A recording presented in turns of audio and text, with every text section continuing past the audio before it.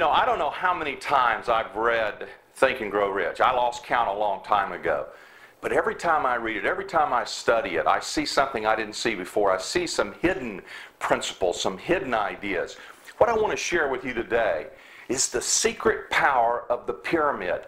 Now, I'm not talking about some mystical kind of pyramid power, like I'm not suggesting you go sleep in a pyramid or put a bunch of pyramids around your house or anything like that. No, these are a pyramid of some principles that will create incredible power. The first chapter in Think and Grow Rich, after the introduction, is the very first principle. And it's the principle that Napoleon Hill calls desire. That's chapter 2, Think and Grow Rich. Now, he talks about desire and how important it is. In fact, he says desire is the beginning of all achievement. Desire is the beginning of all achievement. Now, he says, and he makes this reference countless times throughout the book, he defines it and describes it as a white-hot desire. A white-hot. The first couple of times I read that, I had to go look up. I wanted to know what white-hot meant. I mean, I knew kind of intellectually what it meant, but I wanted a deeper understanding of it. When he wrote the book in 1937, or when he came out with the book in 1937, many people in the world were employed in these large factories where these big kilns and these big fires burned. And a hot fire, the hottest fire, is a fire that the color of it is white hot. So what he was trying to communicate in words of the day was you needed to have the hottest desire that you could possibly create. That's the first fundamental principle in whatever it is you want to do in becoming successful, is that white-hot desire. Then you go to the next chapter and you find the second principle. He calls it faith.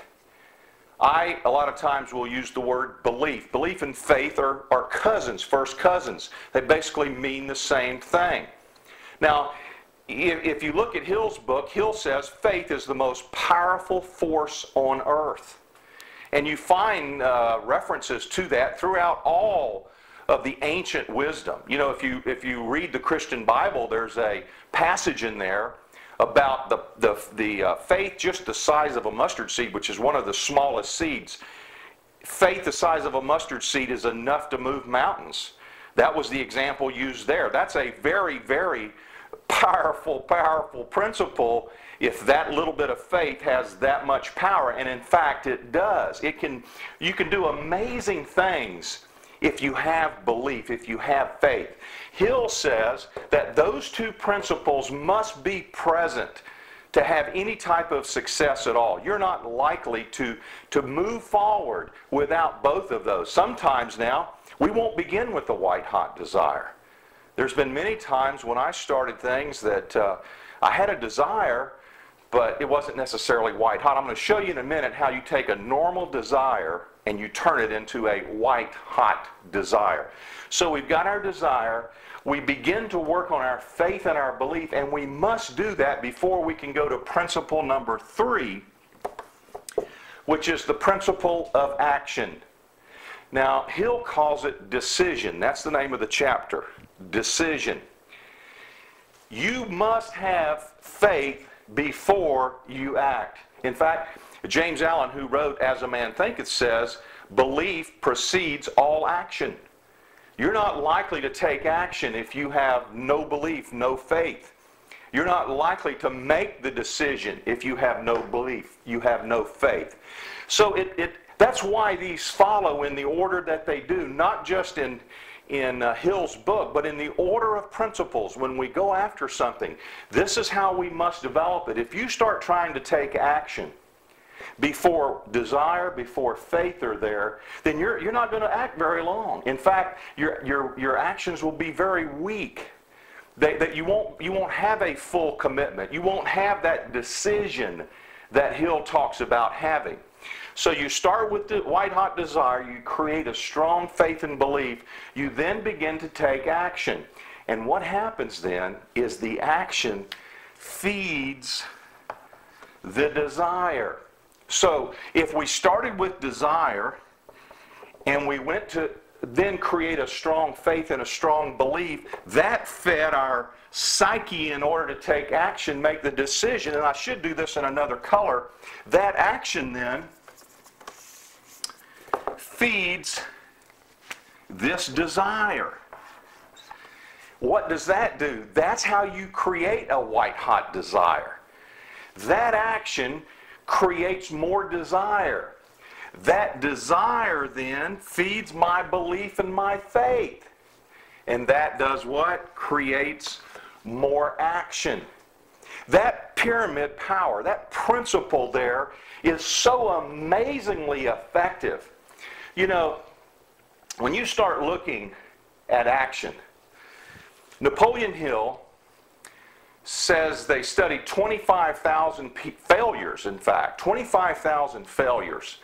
And he says at the top of the list, the reasons for failure was a lack of decision, a lack of action. That's how important that is. But to get there, to do that, you got to start with this. So if you've got some idea or you've got something that you know needs to be done and you're just sitting there in the days, and this is not a time when you want to be frozen with any kind of fear or inertia or inaction. This is the time to be in action. This is the time of opportunity. These economic times that we're in now, the wealthiest people in the world wait for times like this. This is when they tremendously increase their wealth because there are so many opportunities out there now. So what you want to do is you want to get into massive action, not just action, massive action. And to do that, you must get this cycle started.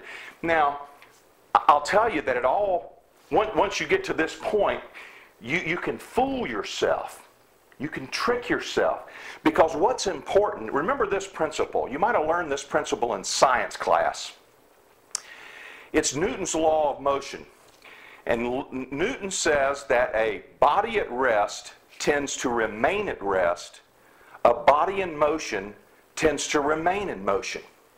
As long as you have inertia, you're likely to continue with that inertia.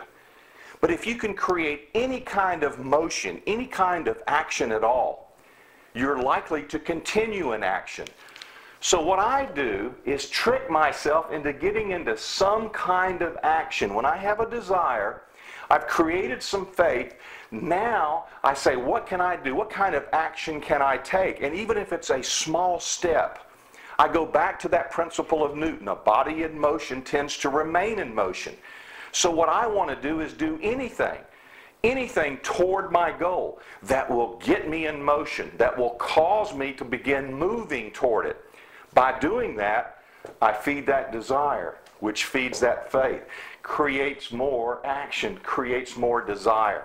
Now, you're looking at this and you're going, that's pretty simple, Vic. You probably already knew this, right? That's true. I was walking the other day with my neighbor, and we have some great walks in the afternoon. And we cover a lot of ground. We cover a lot of different subjects. And as we were winding up one day, we were talking about something similar to this. And, his comment was, we all know what to do. And that's true, we do. Most of us know what we need to do. It's doing it. And that's the question we ask ourselves is, why can't I do what I know I need to do? These principles are simple. We've probably learned them many, many, many times. Why can't we just exercise these simple principles? Well, there are many reasons for that. Sometimes it's a self-esteem issue. Sometimes we have this sense of unworthiness of being successful. We don't believe that we deserve success. And that's going to affect all of these elements. It's certainly going to affect our faith and belief. It's going to affect the action that we take. When we conquer the way that we process failure, it'll be very easy to do the principles. When we grow that self-esteem, it'll be very easy to do the principles.